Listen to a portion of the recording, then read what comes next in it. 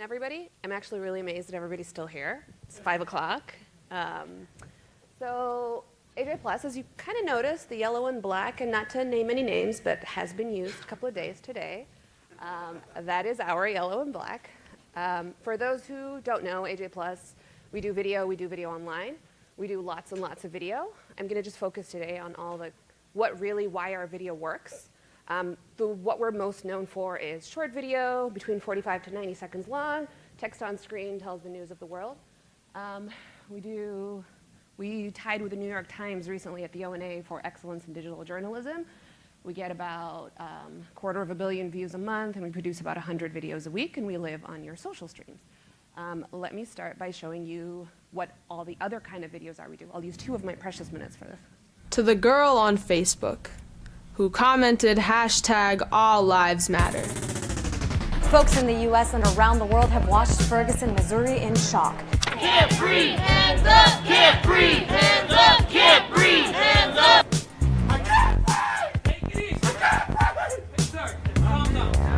We're now at Hegya Shalom Station in Hungary, and these hundreds of refugees, they've been on this road since September 5th. It's now September 15th. We're here in New Orleans, and it's been 10 years since Hurricane Katrina.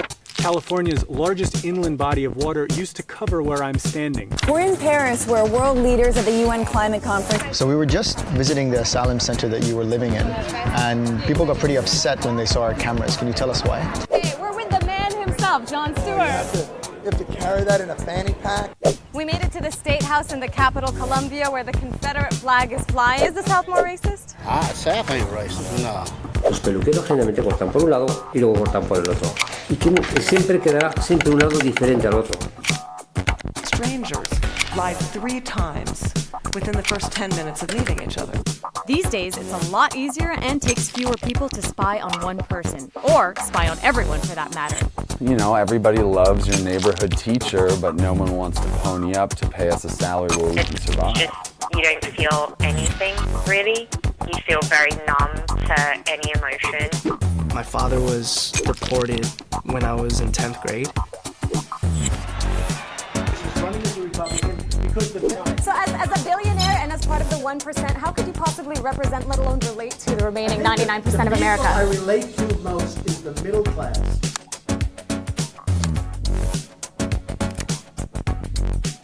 Socialism is a dirty word in American politics. It's lobbed at presidents to try and tear them down, and used by outsiders to set them apart.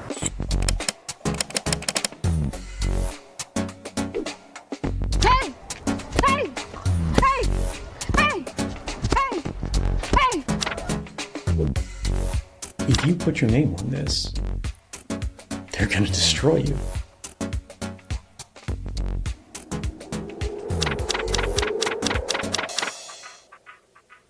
Looks really cool. It's very cool. So I've been with AJ Plus. For almost 4 years now. We launched 2.5 years ago. We're consistently the most watched in the world. So the day, for example, Trump was elected, that week we were the 2nd most watched piece of content in the world, which is kind of incredible when you think about it. We're this small team based in San Francisco. So here's our secret. I gave it all away. It's innovation, audience first, and platform-specific content. So a lot of people ask us, what about your content? What makes it? A lot of people actually watch us. They don't actually know we're owned by Al Jazeera. I think a lot of people in the audience probably, if you knew AJ Plus, would think the same. This is how we're split up into various teams, and each team focuses on a very different kind of content and how we create them. But it really all comes down to 2 things. You have to be very, very, very responsive to everything that comes up. Every single week I get something new. VR, AR, let's try this. You need to learn how to use a drone camera. You need to try this new format, this new animated, this new tool, this new bot. And it is very overwhelming. We originally tried to do everything, and then that kind of failed. So you kind of have to focus on what are your key strengths, what you're doing well, and you have to be very creative and not be afraid to fail. So these are just literally, I just started writing, and I'm like, I'm only going to fill in 1 slide because we've kind of experimented with everything, every kind of format. Vine, rest in peace, that was our first really difficult. What are you going to do in a Vine? Like, Japan says no more whaling. That was kind of it. That was the story. Facebook Live, we've had some of our most popular successes, kind of during the presidential debate, we did like this counter every time Hillary's emails were mentioned, every time Trump blamed someone else, every time he said something. And that was super popular. One of our new formats, Direct From, where these are the longer 3-part series where we send our producers. So that video you saw, those are actually really, they're very much of a commitment that we don't typically do. So when we began it, we were very short form. It was a lot of Reuters, a lot of AP. But then obviously as we've grown, we're 2.5 years old now. We're experimenting with more and more. So audience first. This, I really like today. We did mention conversational journalism. We mentioned our tone. And all of these are things that we've learned why they are super important, because our engagement is through the roof. And that's actually our major metric for success. People talk a lot about views, they talk a lot about shares, we talk about Facebook, the algorithm, all the same conversations I'm sure a lot of you have been having over and over again because we've been having them for years. But once we decided that engagement was our most important metric, and that kind of shaped all the decisions we were making. I'm trying to find where are my minutes, just because I've got time? Okay, cool. So find out who your audience is, who are you speaking to? So we originally started with, our focus was US millennials aged 18 to 35, and we're all quickly growing out of that target market, which is kind of scary. But once you do, where are they? What are they interested in? Demographics, psychographics, all the normal.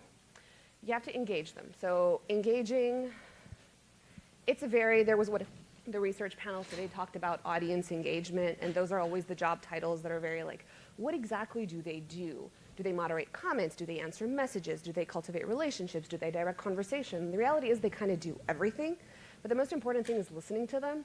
We have Slack bots that query things from our app, from Zendesk. We get our pitches of stories through our messages. You would be amazed at how many stories we get just through our messages. Why are you covering these protests in Romania? Here's what's happening in my country. We need you to cover this. And part of what we struggle with a lot, especially as this kind of two-way conversation, is what our role is. And I'm sure a lot of you have the same, which is you write a story, and the people are like, how can we help, right? And it's immediately in the comment section. Do we include the GoFundMe link? Do you include, especially if it's an organization that has a tone? And I think that's one thing which does make AJ Plus very unique. It's very clear who we stand for. Someone mentioned today that objectivity is kind of dead. I don't know if I 100% disagree, but I do agree that once it's clear what you stand for in an organization, AJ Plus is very much about minorities, voice of the voiceless, standing up for people who are being played by systems. And once you know that, it's very easy to produce for your audience. Just a quick graph from last month. I wouldn't call these our competitors, but mostly people who kind of cover stories that we do. So as you'll see, even though our interaction rate, our engagement is always through the roof. So now this would be the closest kind of production to us. But we consistently have more engagement than pretty much anybody else, even though we produce the least amount of content. So it really isn't about how much you produce. Our team is tiny. You'd be amazed at how small the editorial team is. So we produce about half the content that anyone else does, but we still, so if you look, see this is just in March, but we still do really great. Shares, we have our own engagement score. It's really important for you to know, what do you value more? Do you value shares? Do you value likes, comments, views? Totally wouldn't recommend the views. We optimize for shares, and based on that, how are you creating your content to make sure people will share it?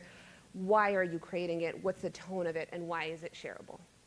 And then this platform specific is, we're on all these platforms. We don't actually have a website, which a lot of people find really creepy. They're like, oh my God, where can we consume your content? I'm like, well, you just see it in your feed, and that's really how it works for us. But that means you have to optimize the content for every platform, and then obviously you enter the normal discussions of, oh my God, Facebook owns us. We hate them, but we love them. It's like an abusive relationship. So you ask, who is your user? Where are we doing? Most of our audience comes on mobile, and obviously Facebook is our biggest distribution platform. We were one of the very first people to optimize video for sound off by adding subtitles. And that created a huge shift in how people consume our content, because when you think of where you watch video, you watch it on your train, you watch it, on your phone, and you're not usually going to have speakers on. You have to think of very short attention spans. We had a 5-second rule, and that quickly changed to a 3-second rule of capturing your audience in the first 3 seconds. How you optimize thumbnails, what you include first in your story, is it shareable, what's the retention rate? How do you keep the users on the platform? Because obviously Facebook doesn't want you to go anywhere. Just very briefly, we're optimized for the experience, short format. Our yellow and black has obviously become everywhere, which is fine, but it just means that you consistently have to innovate and you consistently have to be like, where do we go next? If Reuters itself is packaging their stories into formats that are optimized, then how can you just reversion that same Reuters package? Because you can't always do 100% original content. And then Twitter, we do a lot of, our Twitter actually is very fun. I love our Twitter audience. It has a lot more tone, a lot more GIFs, or GIFs, however it's pronounced now. We do a lot of coverage of breaking news, of live events. We do a lot of raw. Sean Spicer said Bashar al-Assad or Hitler, or et cetera, et cetera. Those are very shareable, very timely, and they're very fast. Our Trump tracker is doing supremely great. So this is something we launched. The plan was originally just for the first couple of weeks. We got thousands and thousands of people subscribing, which is basically just, what did Trump do today? It's doing great. YouTube is a whole different kind of monster. The stop isn't yet, no? It's kind of stopped now. All right, I just have one more last thing. So YouTube, we're doing a much more longer format, and obviously that needs a very different kind of experience. But my last kind of message is, there's so much to go into the video of what we do, but really the core of it, what it goes back to, is really your story that you're telling. You know, it doesn't matter how boring the story seems. It doesn't matter which country it's from. We get so many messages, people who are like, we're amazed that you covered this story from Ghana, from Ethiopia, and you're doing all this coverage. It's really about finding the human element, finding what connects us, and finding how do you make this story shareable to you who watch the story.